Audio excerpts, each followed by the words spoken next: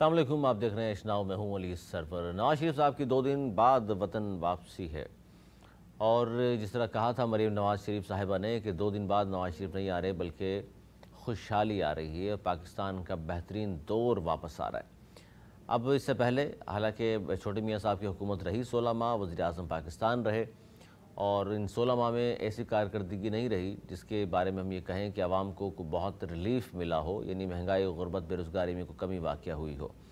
लेकिन बड़े मियाँ साहब आएंगे तो बहुत कुछ कहा जा रहा है जी हो जाएगा। दूसरी तरफ ये भी कहा गया और ख़बरें इस तरह की आईं कि डील के तहत मियाँ साहब गए और डील के तहत वापस आ रहे हैं और मियाँ साहब ने जो एहतसाब का नारा बुलंद किया था वहाँ टेलीफोनिक जो उन्होंने गुफ्तगू की थी वीडियो लिंक के ज़रिए ख़िताब करते हुए, उससे तो ज़ाहिर वहीं रहते हुए ही यू टर्न ले लिया गया। बल्कि नून लीग की जानिब से तो ये बयान आया कि मियाँ साहब की ये ज़ाती बयानिया है, नून लीग का नहीं है। और फिर कहा गया कि जी मियाँ साहब ने जो है वो सारा मामला अल्लाह पर छोड़ दिया है। गो कि उन्होंने वीडियो लिंक के जरिए बात की थी, उसमें बाजवा साहब और फैज़ हमीद साहब के हवाले से उन्होंने ये कहा था कि इनका एहतसाब होना चाहिए और ये कौमी मुजरिम है, इनको कैफ़े किरदार तक पहुँचाएँगे और इस तमाम बातें उन्होंने की। लेकिन उसके बाद उन्होंने, इस पर हम बात करेंगे। वहाँ से टेलीफोन लाइन पर मौजूद हैं वह शर्मीर साहब, सीनियर सहाफ़ी, तज़कियाकार। बहुत शुक्रिया सर आपका। सर अब तो मेरा ख्याल कन्फर्म हो ही चुका कि मियाँ साहब की वापसी यकीनी है 21 अक्टूबर को, और आज जिस तरह उनकी ज़मानत हुई है तोशाखाना और इस्लामाबाद हाई कोर्ट, दीगर जो जो चीज़ें उनको चाहिए थी, जो कानून के हवाले से पेचीदगियाँ थी, क्या कहेंगे सर इस पर आप? ताहिरा औरंगज़ेब साहिबा भी सीनियर रहनुमा हैं नून लीग की, वो भी हमारे साथ मौजूद हैं और मियाँ साहब की वतन वापसी के हवाले से हम बात कर रहे हैं। बहुत शुक्रिया मैडम आपका भी। ज़मानत तो हो गई और बड़ा क्विक रिस्पांस दिया है अदालत ने, जो कि बहुत अच्छी बात है, खुशाइंद बात है और दुआ गो हैं हम सब भी कि सभी को इस तरह इंसाफ भी मिले और इस तरह अदालतों में केसेस भी चलें। क्या कहेंगी ताहिरा औरंगज़ेब साहिबा? बिस्मिल्लाहिर्रहमानिर्रहीम। मियां नवाज शरीफ की आमद 21 अक्टूबर को पाकिस्तान में उन तमाम लोगों के लिए एक लम्हा फिक्री है जो आखिर मोमेंट तक कहते थे नवाज शरीफ पाकिस्तान में नहीं आएगा, वो कभी नहीं आएगा, वो ऐसे कह रहे हैं। वो आज उन सब के लिए ये बहुत बड़ा परेशानी का दिन है कि नवाज शरीफ साहब 21 अक्टूबर को आ रहे हैं और वो मीनार पाकिस्तान जलसे को खिताब भी करेंगे। उसके बाद 24 अक्टूबर को इस्लामाबाद हाईकोर्ट में पेश भी होंगे, अपने मुकदमात का सामना भी करेंगे और पूरे कानून के सामने, ना पहले वो भागे थे ना अब वो भागेंगे और अपने तमाम केसेस को सामना करेंगे। अच्छा, क्या ये सच है ताहिरा औरंगज़ेब साहिबा, बिलावल भुट्टो ज़रदारी साहब ने ये कहा कि सिर्फ एक शख्स की वजह से जो आम इंतखाबात हैं वो रुके हुए थे, यानी मियाँ साहब के हवाले से वो कह रहे हैं वो आ जाएंगे तो इंतखाबात होंगे, तो क्या ये सही बात है कि अगर नहीं आते खुदा न खास्ता किसी वजह से तो फिर इंतखाबात भी नहीं होते? ये किसने कहा वो नहीं आते? नहीं, ये तो बिलावल भुट्टो साहब ने कहा है कि वो आ रहे हैं तो अब इलेक्शन हो जाएंगे। वो जाहिर है एक शख्स की वजह से इंतखाबात रुके हुए थे, वो कह रहे हैं। नहीं, वो कह रहे हैं ना, हम तो नहीं कह रहे। हम तो कह रहे हैं कि इंतखाबात जनवरी के आखिर में होंगे। नवाज शरीफ साहब इस कैंपेन को लीड करेंगे इंशाल्लाह, खैबर से कराची तक, और वो पाकिस्तान के जो होने वाले इलेक्शन है उनमें कामयाबी भी हासिल करेंगे और इंशाल्लाह चौथी मरतबा वज़ीर आज़म भी बनेंगे। हम तो ये कह रहे हैं। नहीं, जाहिर दावा है आपका, और अभी तो इंतखाबात होने हैं और फिर उसके बाद रिजल्ट जो भी आएगा, आपकी पार्टी जीत जाए या पीपल्स पार्टी या कोई और जमात, तो उसको तो खुश दिली से सबको कबूल करना चाहिए। बिल्कुल करना चाहिए। अच्छा, जो मियाँ साहब की बात की गई कि मियाँ साहब नहीं आ रहे बल्कि खुशहाली आ रही है, तो छोटे मियाँ साहब की 16 माह हुकूमत रही, उसमें कोई बहुत ज़्यादा रिलीफ नहीं दे सके आवाम को वो? 16 माह मियाँ शहबाज शरीफ साहब की या मुस्लिम लीग की हुकूमत नहीं रही, वो पीडीएम की हुकूमत थी और 13 जमातों पर मुश्तमिल पीडीएम का काफिला था। और आपको ये पता है कि 13 जमातों को, सियासी जमातों को साथ लेकर चलना एक बहुत बड़ा कारनामा है मियाँ शहबाज शरीफ साहब का। जिस तरह से वो मुख्तलिफ नजरियात की सियासी जमातों को साथ लेके 16-17 माह खड़े रहे, उन्होंने इस मुल्क की बेहतरी के लिए फैसले किए। IMF का प्रोग्राम दोबारा से पाकिस्तान में लॉन्च हुआ, जो मुल्क डिफॉल्ट के करीब था उसको वापस लाया गया। अफगानिस्तान के बलूचिस्तान के बॉर्डर पे पाक ईरान सरहद पर बॉर्डर मार्केट्स बनाई गई, जो स्मगलिंग होती थी उसको रोका गया और 10 बॉर्डर मार्केट्स बनाई गई ताकि हमारी अशिया भी ईरान जा सके और ईरान की अशिया भी हमारी मार्केट्स में वहाँ रखी जा सके, जिसे हमने बॉर्डर मार्केट का शहबाज शरीफ साहब ने नाम दिया, ताकि कानूनी तौर पर वहाँ इन चीजों की फरोख्त हो, रोजगार भी मिले और स्मगलिंग का भी खात्मा हो। ये बहुत बड़ा कारनामा है शहबाज शरीफ साहब का। अच्छा, नहीं उस जमाने में तो तायरा रोज़न साहिबा डॉलर स्मगलिंग हो रहा था अफगानिस्तान, लेकिन इस बाद में निगरान हुकूमत आई और हाफिज आर्मी चीफ आसिम मुनीर साहब की जब उन्होंने मुदाखलत की तब जाके स्मगलिंग रुकी है और डॉलर भी नीचे आना शुरू हुआ और अब तो काफ़ी नीचे आ चुका। ये बहुत खुशाइन बात है कि डॉलर नीचे आया। उससे भी ज्यादा खुशाइन बात है निगरान हुकूमत की कि पेट्रोल और डीजल की कीमतें सस्ती हुई। 40 रुपए पेट्रोल कम हुआ, ये कोई छोटी सी बात नहीं है। और इसके असरात जो है वो आवाम तक पहुंचाने की जिम्मेदारी भी हुकूमत ने उठाई है कि जो कुछ पेट्रोल और डीजल की कीमतों में कमी हुई है इसके तमाम असरात जो है वो आवाम तक जाने चाहिए। रोजमर्रा की अशिया भी कम हुई। मैंने आपसे अर्ज की कि हमारी अकीदी हुकूमत थी, 13 जमातों की हुकूमत थी और उस वक्त मुल्क के अंदर जो क्राइसिस थे वो इतनी करके गई ज्यादा। तो इसका मतलब ये है कि तायरा रोज़न साहब, अगर 2/3 अक्सरियत मियाँ साहब को मिल गई तो ठीक है, वरना हुकूमत तो फिर भी आपको मुख्तलिफ पार्टीज़ के साथ मिलकर बनानी पड़ेगी। तो फिर तो ये एक्सक्यूज़ नहीं होगा कि बहुत सारी जमातों ने हुकूमत बनाई है तो हम इसलिए कारकर्दगी बेहतर नहीं दिखा सकते। नहीं, हम उन हालात में जिस तरह हुकूमत करके वहां से 16 माह पूरे करके आए हैं, ये भी हमारे कारनामा था कि जो रुके हुए तरक्याती मंसूबे थे उसकी तक भी उन्होंने जोरदार किया, दोबारा से वो जारी हुआ।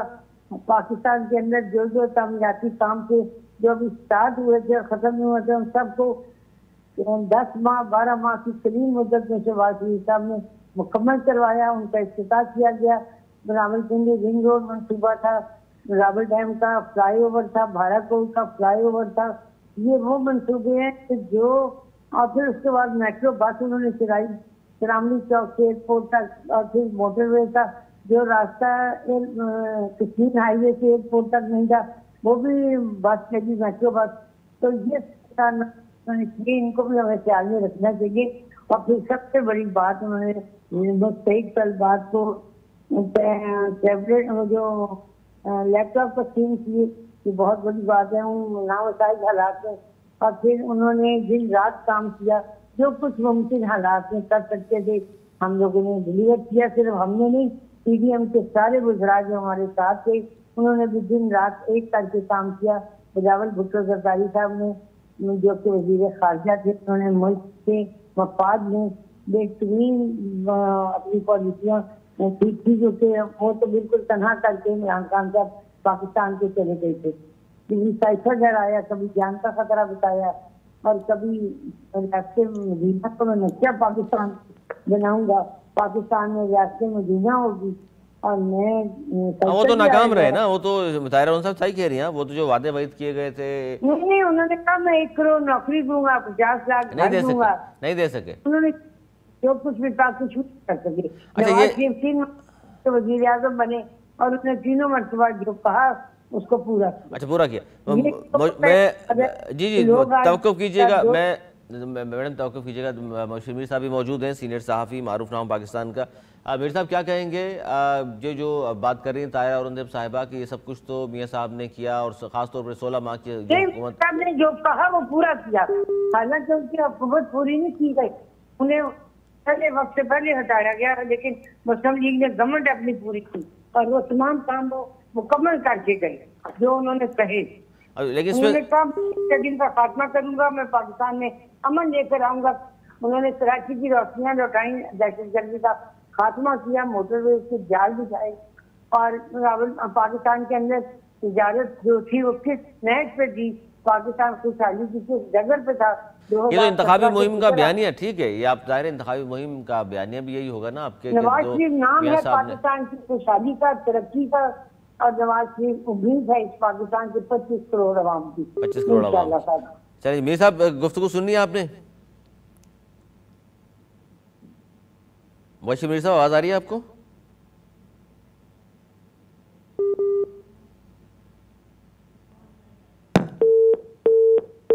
अच्छा, तायरा औरंगज़ेब साहिबा आप हैं टेलीफोन लाइन पर हमारे साथ?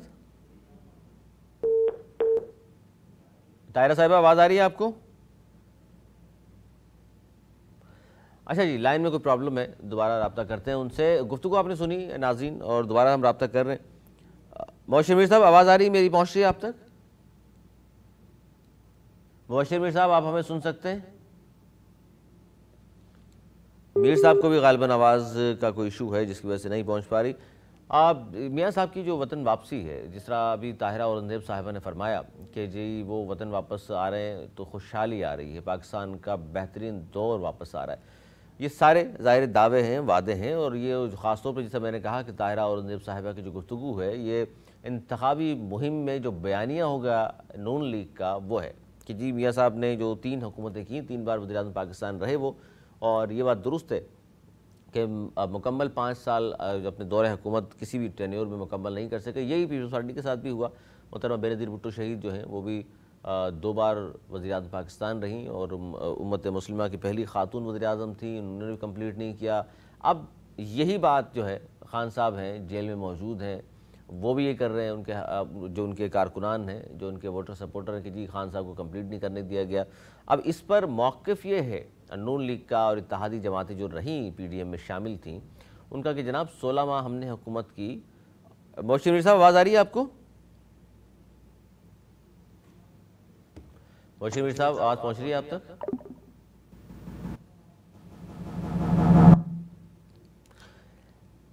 तो 16 माह की हुकूमत पीडीएम की जो रही, उसके हवाले से ख़ास तौर पर उनका ये कहना है कि जी पाकिस्तान डिफ़ॉल्ट के दहाने पर था और डिफ़ॉल्ट के पाकिस्तान कर जाता खुदा न खास्ता अगर हम अदम एतमाद के ज़रिए खान साहब को घर ना भेजते, तो हमने इसीलिए उनको भेजा। और फिर जो डिफ़ॉल्ट का ख़तरा था पाकिस्तान को और कहा जा रहा था जी फौरी डिफ़ॉल्ट कर जाएगा, हमने नहीं होने दिया।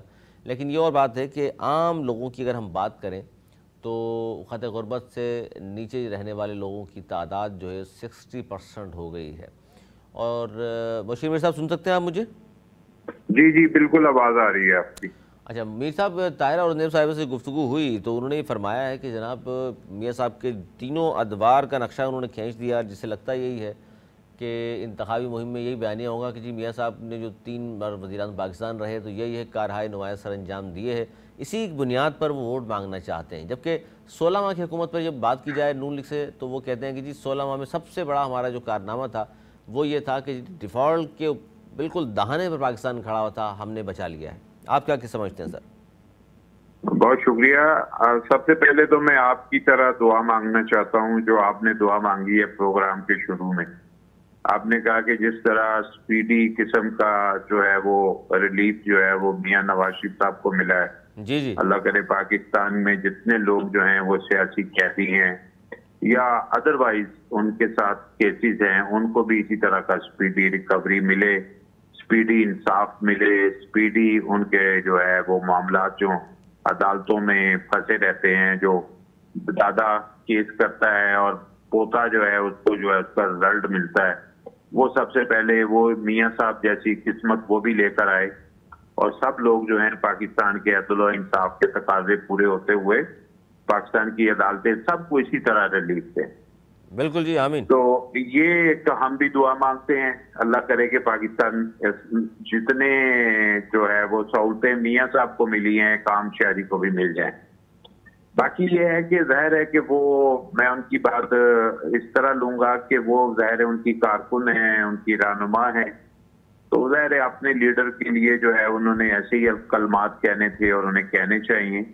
लेकिन अगर अनबाइस्ड किस्म की जो है वो एक हम तज्जिया करें तो हमें पाकिस्तान की हिस्ट्री में खा किसी की भी हुकूमत हम देखें, सबकी हुकूमत जो होती है जब वो हुकूमत लेते हैं उसके बाद जब वो हुकूमत छोड़ते हैं तो डिटेरियोरेशन जो है वो काफी हो चुकी होती है। हर हुकूमतों में ये मसाइल रहे हैं। यही वजह है कि आप करेंसी की जो उतार चढ़ाव है पाकिस्तान में, खासतौर पर चूंकि हमारी करेंसी डॉलर के साथ मुंसलिक है, हमारी तजारत डॉलर के साथ मुंसलिक है और उसका असर हमारी इंडस्ट्री पे भी पड़ता है, पूरी इकोनॉमी हमारी जो है वो डॉलर के साथ जो है वो बढ़ता है। तो हम ये देखते हैं कि पाकिस्तान में जो इक्तिसादी हिस्ट्री है पाकिस्तान की, उसमें हमारा बेहतरी की तरफ रिवर्स गेयर नहीं लगा, हमेशा आगे का दौर जो होता है वो वर्स हो जाता है और इसीलिए हमें जो गुज़श्ता दौर होता है वो ज्यादा अच्छा लगने लगता है। बिल्कुल। तो जो 16 माह की हुकूमत जो रिसेंटली खत्म हुई और फिर उसके बाद निगरान हुकूमत, ये पाकिस्तान की वर्स्ट तरीन हुकूमतें हैं, बदतरीन हुकूमतें हैं दोनों सूरतों में। सियासी हवालों से भी और इक्तिसादी हवालों से भी। इसमें पाकिस्तान की सियासत भी बहुत डिटेरियोरेट हुई है और जो सियासी वैल्यूज थी वो भी खत्म हो गई। इस वक्त तो मुल्क में आइन वाइन का कोई निजाम नजर नहीं आता हमें, आइन की वायलेशन हो चुकी हुई है। अच्छा, नहीं इस पे मीर साहब क्या ये जो आप बात कर रहे हैं कि मईशत माशी हवाले से भी आपने बात की, इक्तिसादी हवाले से कि बहुत ही बुरी कंडीशन, तो ये बात फिर उनकी दुरुस्त है कि जी हमें चूंकि मईशत मिली ही ज़बू हाली का शिकार थी तो हमने अपनी सी कोशिश की बेहतर करने की। नहीं तो बेहतर नहीं की ना, मजीद वर्ष करके चले गए ना। देखें कुछ तो बेहतरी होती ना, किसी एक चीज में तो बेहतरी करके जाते, मसलन बेहतरी तो नहीं हुई ना, मजीद तो बिगाड़ के चले गए ना। 16 माह कम तो नहीं होते, अगर नहीं कर सकते थे तो फिर हुकूमत ली क्यों थी।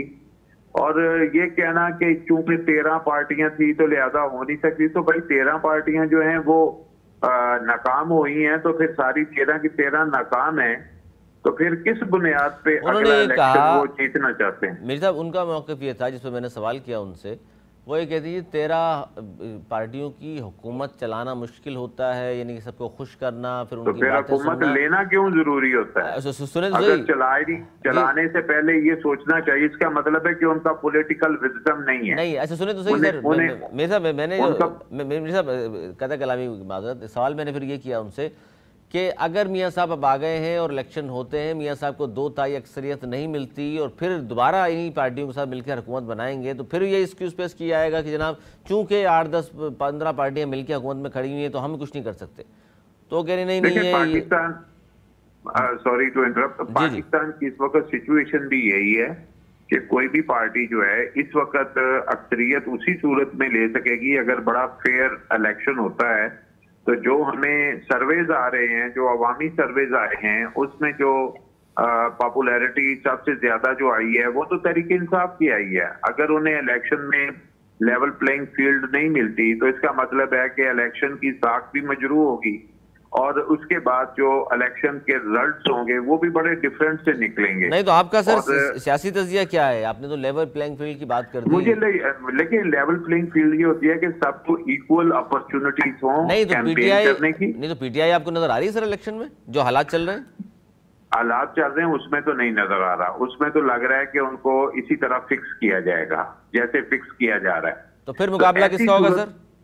तो यही तो मैं कह रहा हूं कि देखें अगर एक पार्टी को फिक्स किया जाए, का वो कोई भी पार्टी हो जो सियासी अपनी एक पोजीशन रखती है, फिर इलेक्शन की साख जो होती है ना वो बिल्कुल मजरू हो जाती है। वो इलेक्शन जो है उसको आलमी सतह पर और कौमी सतह पर वो उसका इमेज नहीं बन सकता जिसे आप समझ सकते हैं कि ये जमहूरियत के जो कम अज कम जो मेयार हैं उन पे पूरा उतरता हो। तो कम अज कम मेयार पे भी वो पूरा नहीं उतरेगा, बल्कि उसके ऊपर अवाम का एतमाद नहीं होगा अगर इसको इंजीनियरिंग करने की कोशिश की गई। और अभी तक सिचुएशन ये लग रही है कि इंजीनियरिंग हो रही है। तो ये इंजीनियरिंग का मामला जो है ये पाकिस्तान की रियासत के मफाद में नहीं है, पाकिस्तान के अवाम के मफाद में नहीं है। इसके मामले में बहुत ज्यादा जो है वो समझ लें कि इस तरह होना चाहिए कि पाकिस्तान के अवाम और पाकिस्तान की रियासत को सामने रख के फैसला करना चाहिए। एक पार्टी की मुखालफत को सामने रख के फैसला नहीं करना चाहिए और ना ही एक की हमायत को सामने रख के फैसला करना चाहिए। अच्छा ये सर हमें जी सर जी मैं ये जानना चाह रहा था क्योंकि आपने पॉलिटिकल इंजीनियरिंग की बात की और इस हवाले से ज़ाहिर है खदशात मौजूद हैं, जो कुछ नज़र आ रहा है, जो कुछ इशारों कनायों में लोग बात करते भी हैं, टेलीविज़न पर भी अखबारात में लिखते भी हैं, आप जैसे जो सहाफ़ी हैं। लेकिन ये जो सदाकत अब्बासी हों, उस्मान डार हों या फ़र्रुख हबीब हों, इनका अचानक से मंदिराम से गायब होना, फिर अचानक से नमूदार होना, पीटीआई को छोड़ना और फिर सबसे बढ़कर आज अदालत में मुकदमा भी था इस हवाले से, शेख रशीद साहब जो वज़ीर दाखिला रहे उनका अब तक नहीं पता कि वो कहाँ हैं और कहाँ नहीं। तो सर ये जो मामला चल रहा है इसको किस तरह देखते हैं आप? भाई देखें ये तो बड़ी ऑब्वियस हो गया है ना, बहुत वाजे हो गया है कि भाई एक पार्टी को फेवर दी जा रही है और एक पार्टी को फिक्स किया जा रहा है। और यही तो मैं अर्ज कर रहा हूं कि देखें ये पाकिस्तान की रियासत को सामने रख के डिसीजन नहीं लिया जा रहा। ये इस तरह समझ लें कि ये हमारे रियासत के मफाद में नहीं है। पाकिस्तान की रियासत जो है वो इन चीजों की मुतकाजी नहीं है, जबकि हम इकोनॉमिकली बहुत बुरी हालत में है, हमें इकोनॉमिक रिवाइवल की जरूरत है। तो हमें तो पॉलिटिकली एक ऐसे माहौल में जाना चाहिए जिसमें तमाम सियासी पार्टियों को काम करने का मौका मिले और एक ऐसा इलेक्शन हो जिसपे सबका एतमाद हो, और पाकिस्तान में वो इलेक्शन अपनी ताक भी अपनी जो है ना वो बेहतर बनाएगा। अच्छा, इसमें तो सर उसी से पाकिस्तान का इमेज बनेगा, मीर साहब, उसी से इसमें पाकिस्तान का इमेज बनेगा। मीर साहब, इसमें उनका मौक़िफ़ ये है, बहुत सारे लोगों का जो मुख्तलिफ पॉलिटिकल पार्टी से या ज़ाहिर है सहाफ़ी भी हमारे इस फील्ड में भी लोग मौजूद हैं, वो कहते हैं जी उस्मान डार हों, सदाकत अब्बासी हों, फ़र्रुख हबीब साहब हों, ये जहाँ भी गए और वापस आए तो हम तो इनकी बात पे यकीन करेंगे। इन्होंने कहा कि जी नहीं कोई ऐसी बात नहीं है, हम गए हुए थे, कोई पिकनिक पे गया हुआ था, कोई कहता है मैं रूपोश था और अचानक से बाहर आ गए। इन्होंने ये नहीं कहा कि हमें किसी ने खुदा न खास्ता अगवा कर लिया था। देखें, जब जबर का माहौल होता है ना तो ये सारी चीजें लोग जो हैं वो ऑन एयर आके नहीं कह सकते। बहुत से मसाइल हैं उनके साथ, जो उनकी फैमिलीज के आप देखें ना व्यूज के आ रहे हैं, उनके आसपास के लोगों के व्यूज जो आ रहे हैं या उनकी फैमिली के जो व्यूज हैं। आप उस्मान डार की बात कर रहे हैं तो फिर उस्मान डार की वालदा की बात भी करें कि उनकी वालदा की भी गुफ्तगू आई है, उसके भाई की भी गुफ्तगू आई है। इस तरह और से लोग जो हैं, इसका मतलब है जो बहुत से लोग अभी रूपोश हैं, इसका मतलब है उन्हें अपनी जान का खतरा है और अपने इस तरह का एक जगह जो जिस पोजीशन में वो रहे हैं या हैं अपनी पार्टी में, वहां पे उसको इंटेक्ट रखने में खतरा है। तो ये चीज अब ढकी छुपी नहीं है कि मसलन उनको जो है वो फिक्स किया जा रहा है और एक पार्टी को जो है वो मफादात उसके फायदे दिए जा रहे हैं। जैसे कि आपने खुद कहा कि एकदम सारी चीजें आज हो गई और वो वकला नैब के भी आगे जिनको अभी नोटिस भी नहीं हुआ था। तो ये क्या चीज जाहिर करती है? ये जाहिर करती है कि उनको बहुत ज्यादा आउट ऑफ दी वे जाके फेवर दिया जा रहा है। तो लिहाजा मेरा ख्याल है कि ये हमें एक पार्टी की हमायत या एक पार्टी की मुखालफत जो है उसके लिए पाकिस्तान की रियासत नहीं है, पाकिस्तान की रियासत को सामने रखें। नहीं, तो इसका मतलब ये भी है मीर साहब, जहां आप रियासत की बात कर रहे हैं कि हमारे सियासतदानों ने भी कुछ नहीं सीखा अब तक। इन तमाम सिचुएशन को हैंडल करते हुए देखते हुए भी किसी एक की हर बार फेवर की जाती है और ये सियासतदान समझने को मानने को तैयार आज भी नहीं है। देखें, एक बात यह है कि जब आप अगर सियासतदानों को आपस में जो है वो काम करने का, आपस में एक दूसरे की सियासी तौर पर मुखालफत करने का और हमायत करने का मौका दें तो फिर सूरत हाल डिफरेंट होती है। लेकिन अगर किसी और जराए से उनकी राय को तब्दील करने की कोशिश की जाएगी तो फिर मामला तब्दील हो जाते हैं। देखिए, ये बड़ी एक ऑब्वियस बात है कि अभी बहुत से लोग जो हैं उनकी जमानतें होती हैं, फिर वो गिरफ्तार हो जाते हैं। अदालतों का रवैया जो है वो हमारे सामने है। तो ये चीज क्या जाहिर कर रही है? इवन ये तक बात हुई कि जो निगरान वजीर आजम है वो उन्होंने भी बयानात दे दिए जबकि उनका मैंडेट नहीं था। निगरान वजीर दाखिला ने भी बयानात दे दिए, उनका भी मैंडेट नहीं था। फिर उस बात में उनको जो है वो खामोश होना पड़ा। तो ये क्या चीजें जाहिर करती हैं कि इसका मतलब है कि कोई खास एजेंडा है। तो खास एजेंडा जो है वो हमें नुकसान देगा, वो पाकिस्तान के इमेज को मजीद खराब करेगा। उसको हमें रिव्यू करने की जो है ना वो बात करनी चाहिए। जितनी भी अथॉरिटीज हैं, मतलब जैसे हमारी अदलिया है, अदलिया के ऊपर अवाम की ज्यादा एक समझ लें कि उम्मीदें होती हैं, खासतौर पे नए चीफ जस्टिस बने हैं। तो नए चीफ जस्टिस जो हैं वो थोड़े जो हैं वो डिफरेंट अंदाज से फैसला करने की अगर कोशिश करते हैं और दीगर हाई कोर्ट जो हैं तो वो भी फिर एक रिवाइवल दे सकते हैं। पाकिस्तान में अगर कोई चीज प्रॉब्लम हुई है, कोई ज्यादती हुई है, कोई गड़बड़ हुई है, तो उसको रिवाइव करना या उसको बेहतर करने में अदालतें अपना किरदार अदा कर सकती हैं। क्योंकि अदलिया के ऊपर जो है वो एतमाद जो है वो उसी सूरत आएगा कि अगर फैसले अच्छे कर देंगे। अगर ऐसा नहीं हो रहा और अब अभी तक नहीं हो रहा तो इसका मतलब है कि हम अपने मुल्क का इमेज जो है अक़वाम आलम में उसको गिरा रहे हैं, उसकी पोजीशन को खराब कर रहे हैं। आप देखिए, मुझे बताएं, आपका निगरान वजीर आजम, हमारा निगरान वजीर आजम 4 मुल्कों के दौरे पे पहले गया और किसी एक मुल्क में उसके साथ एक ऑफिशियल मीटिंग नहीं की गई। ना अमेरिका में की गई, ना बरतानिया में की गई, ना फ्रांस में की गई, ना सऊदी अरब में की गई।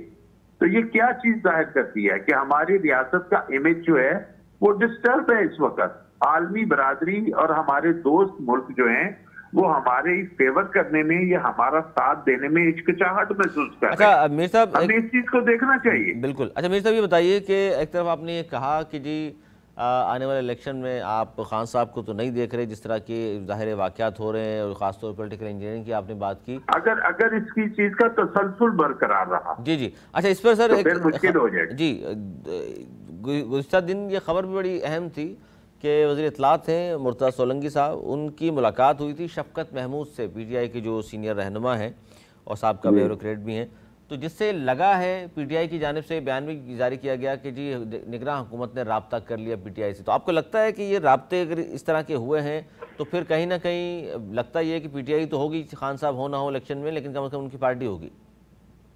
देखें, अभी जो हम देख रहे हैं कि कराची और खासतौर पे सिंध में PTI को काम करने की थोड़ी सी जो है वो जगह मिली है। उसकी एक खास वजह भी शायद मुझे नजर आती है। मसलन ये सूरत हाल पंजाब में और KPK में नहीं है, लेकिन कराची में अभी उनका ऑफिस खुला है और उनके रहनुमा जो हैं किसी हद तक बाहर आए हैं, या जो रूपोश थे उन्होंने अपनी रूपोशी जो है वो खत्म करने की कोशिश की है, लेकिन अभी उनका ट्रस्ट जो है वो कायम नहीं हुआ। इंतजामिया पे अभी उनका ट्रस्ट नहीं है, इसलिए सारे लोग अभी बाहर नहीं निकले। जैसे आपने देखा मेयर का इलेक्शन जिस तरह हुआ, जिस तरह उनके लोगों को किया गया, टाइट किया गया, फिक्स किया गया, वो जो उनके साथ भी सलूक हुआ। जी जी। फिर उससे पहले आप देखेंगे सिंध असेंबली जितना अरसा चली, मई से लेके उसके बाद तक जितना अरसा चली, सिंध असेंबली में 26 अरकान तरीके इंसाफ के एक भी इजलास में शरीक नहीं हुए, उनके बगैर ही वहां पे बिल पास होते रहे। तो ये सूरत हाल हमें क्या दिखाती है?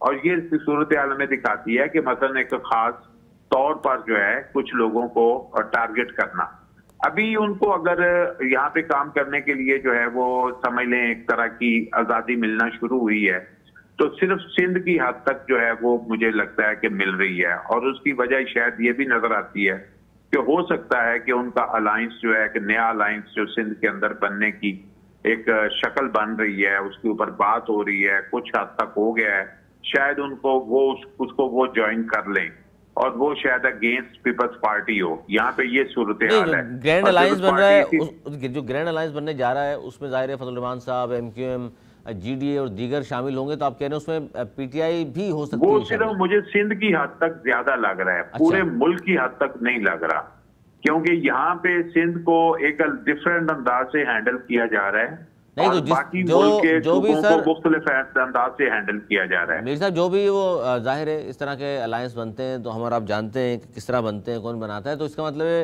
वो चाह रहे हैं PTI भी आ जाए? सॉरी, वो क्या चाह रहे हैं? जो भी इस तरह के अलायंस बनाता है पीपल्स पार्टी के खिलाफ, तो वो चाह रहे हैं कि इसमें PTI भी शामिल हो? मेरा ख्याल है सिंध की हद तक। सिंध की हद तक। शायद पंजाब की सूरत हाल मुझे डिफरेंट नजर आ रही है, क्योंकि पंजाब के अंदर एक इस्तेकाम पार्टी भी आ गई है। फिर पंजाब की सूरत हाल ये भी लग रही है कि वहां पे पहले भी होता है कि वहां पे आजाद उम्मीदवारों की काफी तादाद जो है ना वो जीत जाती होती है। तो अगर पंजाब में भी आजाद उम्मीदवार ज्यादा आते हैं तो फिर वो जीतने के बाद जीतने वाली पार्टी को ज्वाइन करते हैं। ज्यादातर यही होता है आजाद। लेकिन KPK की सूरत हाल बड़ी डिफरेंट है। KPK में अभी तक जो है वो PTI जो है उसको उस तरह फिक्स करने के में कामयाबियां नहीं मिल सकी। वहां पे सूरत हाल बड़ी इंटायरली डिफरेंट है। कि वहां पे जो एंगर है उसको खास तौर पर ऑब्जर्व करना चाहिए, और इतना यानी कि ना वहां पे माहौल खराब नहीं होना चाहिए कि लोग जो हैं वो रियासत के ऊपर अपना ट्रस्ट जो है वो शो करना छोड़ दें। रियासत जो है, देखें, रियासत की जब मैं बात कर रहा हूं तो उसमें शहरी और रियासत का जो रिश्ता है ना वो मजबूत रहना चाहिए। बेशक सियासी इख्तलाफात मौजूद रहते हैं, पार्टियां होती हैं, मुख्तलिफ हुकूमतें आती हैं, लेकिन रियासत का और शहरी का रिश्ता कमजोर नहीं होना चाहिए। ये होनी चाहिए टारगेट कि पाकिस्तान का कोई भी सूबा हो, वहां पे सियासी मुखालफत किसी भी लेवल की हो, सियासी पार्टियां एक दूसरे के खिलाफ नबातजमा हो, एक दूसरे को वो जो है वो बेशक जद्दोजहद करें, इलेक्शनों में हराएं, कुछ करें, लेकिन रियासत का और शहरी का रिश्ता अगर कमजोर होता है तो ये पाकिस्तान की बका सलामती के हवाले से बहुत ज्यादा नुकसानदेह है। इस चीज को मेरा ख्याल एड्रेस करना चाहिए, रियासती इदारों को भी एड्रेस करना चाहिए।